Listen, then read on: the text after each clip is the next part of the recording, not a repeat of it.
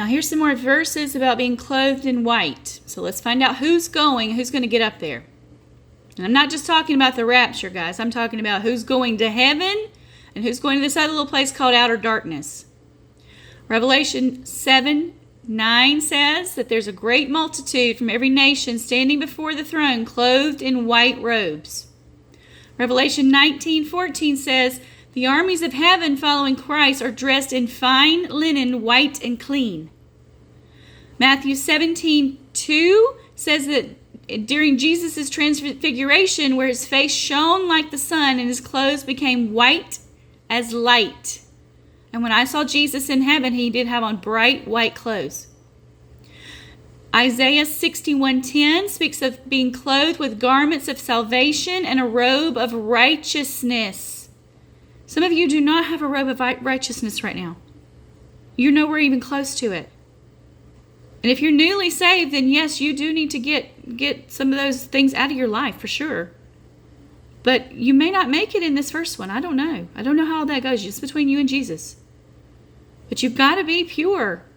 And you're going to have to get out of that stuff during the tribulation, I guess. If you've got addictions or you're hooked on drugs or pornography or you're raging in anger all the time, you're going to have to get that out of your system during the tribulation or you're not going. You're not going to heaven at all. Doesn't matter if you get saved while you're down there or not.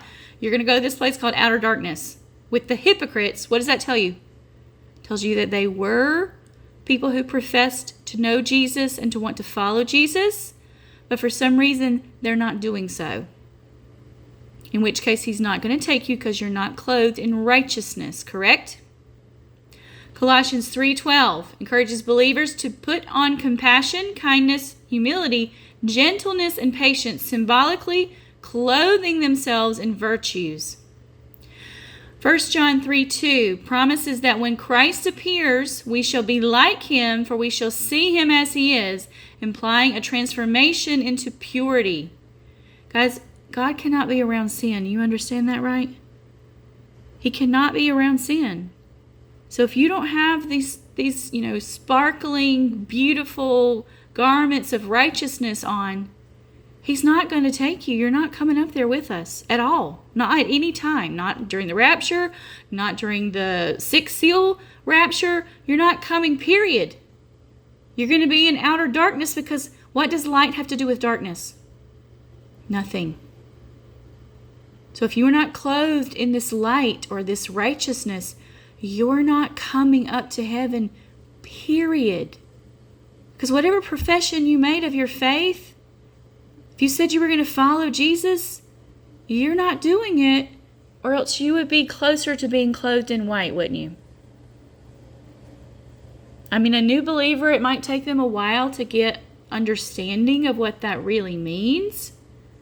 But some of you have been walking with Jesus for 10, 20 plus years, and you still don't look any different than the world. So what does that say? You said you wanted to be a sheep, so he made you a sheep, but you're trying to put those goat clothes on, right? Well, eventually you want to keep wearing the goat clothes. He's going to count you as a goat, is what this is saying. You're going to become a goat when he does the separation. So you might want to get your things straight in your head about which side, which team you're going to be on. Because the dark side over here, they're going to all come up out of the ground and stuff and start running around and acting crazy with their supernatural stuff. And it's not a place that you would want to really be in. But you've been lied to about this once saved, always saved stuff.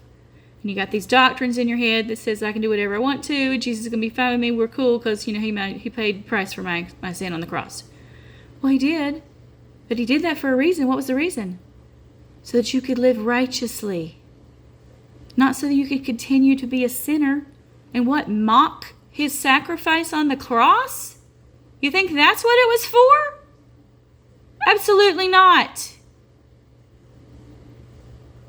You better pass this around too, church, because I'm telling you, if you don't, he's going to count that as sin against you as well. Because you have no love in your heart, which means what? You have hatred in your heart. Hatred in your heart, folks, is a sin.